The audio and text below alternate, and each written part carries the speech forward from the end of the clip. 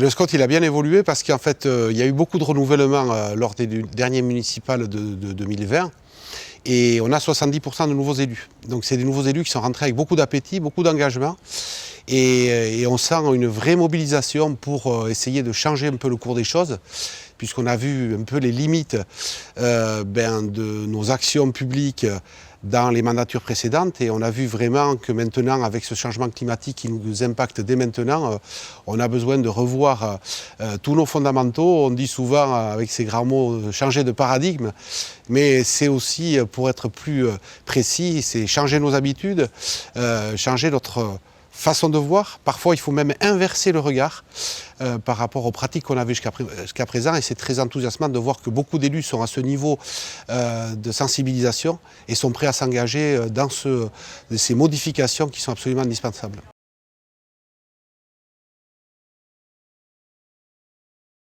Non, au contraire, on va mieux manger.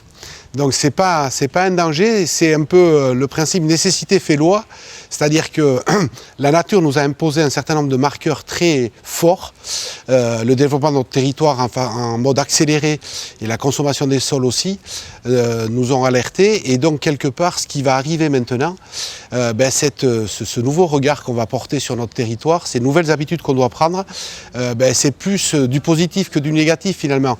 C'est vrai qu'on travaille un peu sur la contrainte, mais la seule contrainte qu'on a c'est celle de la nature et celle d'avoir à brider nos ambitions. Or, ce n'est pas du tout le cas.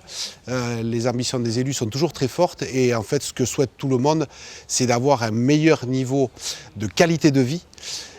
Donc qualité de vie, ça veut dire aussi qualité d'alimentation, bien entendu, mais c'est la qualité de vie au quotidien de façon générale que nous recherchons et que nous essaierons d'obtenir par les nouvelles règles qu'on va se donner et qui vont effectivement être très impactantes dans la vie quotidienne de chacun d'entre nous, mais elles sont absolument nécessaires.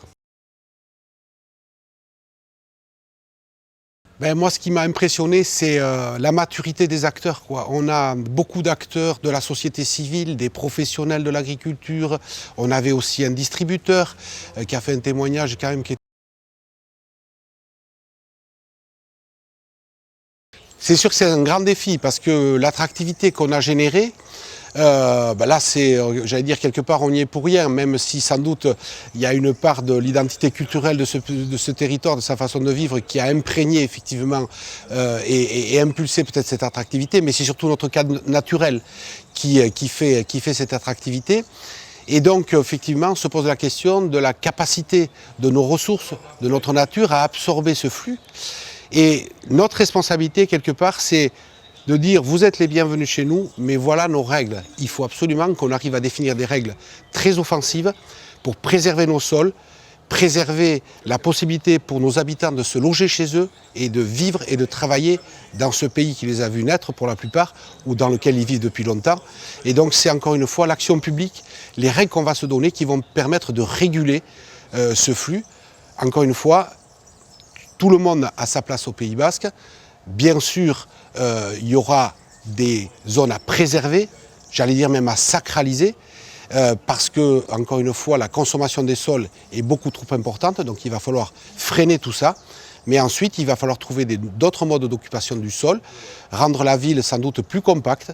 Mais encore une fois, ce n'est pas des mauvaises images parce que les anciens ont su le faire. Si vous visitez les cœurs de bourg d'Aïnoa ou de Sarre, vous vous rendez compte que la compacité, la densité, ce n'est pas des gros mots et ça peut être associé à un cadre de vie très agréable. Donc il faut aller vers ces modèles attractifs qui permettront à la fois d'accueillir et aussi de respecter le foncier. Le but du SCOT, c'est aussi de trouver cette complémentarité entre la côte et l'intérieur. La côte vit une époque de saturation, tous les élus de la côte s'en rendent compte.